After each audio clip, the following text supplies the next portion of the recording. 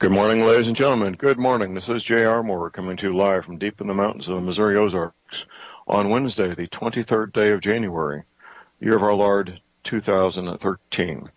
Well, it's 13 degrees here, deep in the mountains of the Missouri Ozarks, on the way to a high of about 48 degrees.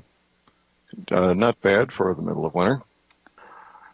Got a message last night from my high-level FEMA contact on the East Coast, reinforcing messages we've been getting that martial law will take place in this country no later than June.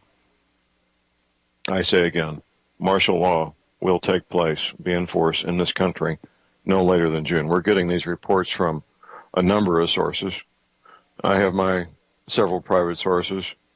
Doug Hagman has his, Steve Quayle has his. We're all basically getting very similar information. So we're off to the races here, ladies and gentlemen. What's going to happen the next 6 months? I don't know. I know what could happen. I don't know what will happen. I know I'll be hammered for reporting what my sources are telling me, which is raw intelligence. Raw intelligence that has not been analyzed from my various sources. What choice do I have? I'm not going to withhold it from all of you. I've gone to some effort to develop sources inside FEMA, inside the military, inside the Department of Homeland Security. The men and women who are feeding this information to me are putting themselves at risk to do so. And they go to some measures. There's cutouts between me and most of these sources to preserve their integrity and make sure they're safe. We have a caller here, Doug in Indiana. Good morning, Doug. Hi, John. How you doing? Real good, sir. Have you spoken to Professor McKinney for a while? I talked to him last week. He's still unavailable to do radio shows with real. He was on Coast to Coast a week ago Monday, but I couldn't get through the program because communications was not adequate. Have you been to his website for a couple of days? I have not, and you know I got a call from one of my regular listeners, and I need to do that. Tell us what's there. He's basically, now I'm not trying to put words in his mouth, but if you read what he says in his, what we call his headline there in his home page, it looks like he's saying this comet Ison is like a Planet X, Earth-sized object with orbiting bodies. Right, that's what I heard. I haven't read it yet myself. Well, if Professor McKinney says it, we need to stand up and pay attention, don't we? I say we should. I was going to call you yesterday and ask you what direction we should be looking, but if this turns out to be true, everything else could be subterfuge, and this is the direction we ought to be looking. Well, I agree, and I apologize for not looking into it sooner because I did get a heads up on what Professor McKinney has at his website. It may explain a lot of the other things going on. It may explain why the government's in such a hurry to do the things they're doing. Right. Well, he's saying that long before November, maybe as early as August, September, we will definitely either be seeing the effects, this object with Mars, or its continued effects with Earth.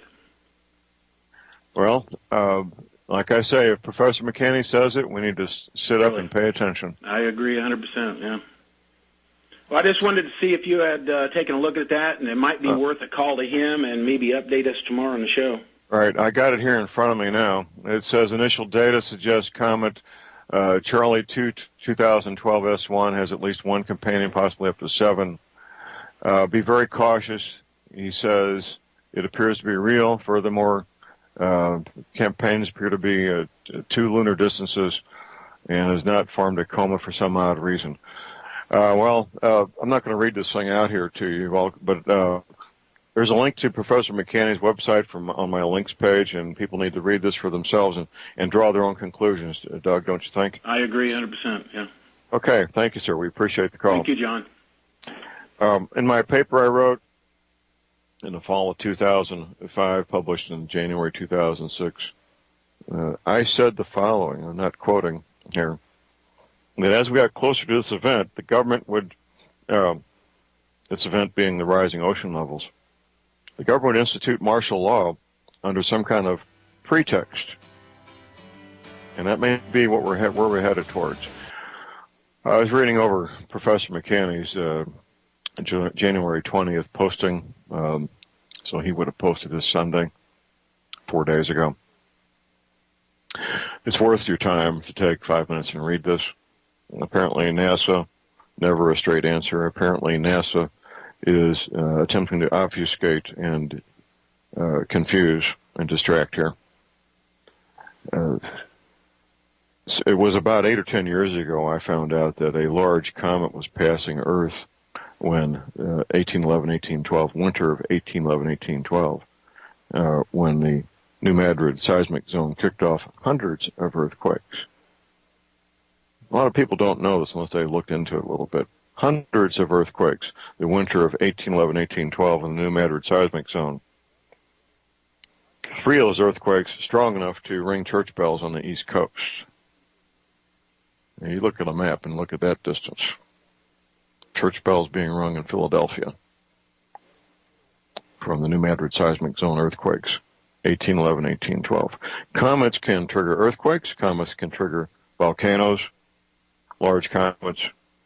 A planet is, if it's as big a one as we think it might be, it's a planetary size object, it may trigger a pole shift.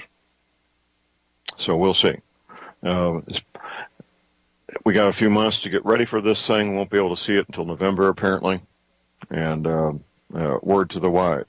Educate yourself, reach your own conclusions, and do what you think you need to do to protect yourself and the people you care about. Joe in Ohio. Good morning, Joe. Johnny, you were saying that we're going to have martial law sometime between now and June. Did I understand that correctly? We have multiple sources telling us that. I got my private sources, Doug Hagman, Steve Quayle, and so forth. Yes, sir. You say that you have sources who work for FEMA and Department of Homeland Security who are telling you this? Yes, sir, I do. And you're not revealing who these people are? Well, of course not. I have to protect my sources, or they would be put in great harm's way. What are they telling you is going to be the reason for this initiation of martial law? The 2 primary reasons would be a collapse of our society due to economic reasons. The other would be the pushback from these anti-gun laws, which, by the way, Dianne Feinstein introduces her legislation today. Violent pushback that could result in the same thing.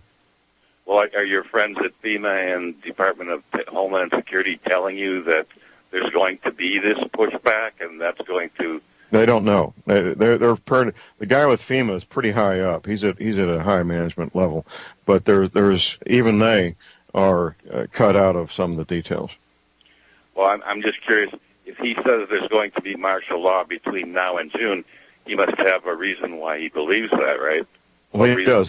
They go to briefings and they talk to each other, and then everything's compartmentalized. So that's as much as I know, Joe. Well, what is he being told at these briefings that would cause martial law to be initiated? They're just being told that it will be initiated, and that's as much as I know. I can't elaborate on it. And they're not being told why it would be initiated? No, sir. It's compartmentalized. That's the nature of the military. That's how they keep secrets, is they compartmentalize information. But they're revealing these secrets to you, correct? Right, and there's cutouts between me and them. I make sure that their identity is protected in many ways. Would you be willing to speak with someone from the Department of Homeland Security regarding this? Would I be willing to? Yes. Well, of course. You would be willing to? Would you be willing to, in speaking with the Department of Homeland Security, to reveal the source? Of course not. No way, Jose. I'm not going to jeopardize my sources. That's not going to happen. End of conversation. So Joe, we need to move on here. We thank you for your call. There's our end of the show. You all be safe out there. Get equipped while you can. It's getting more difficult. Never ever give up your guns. And God bless America.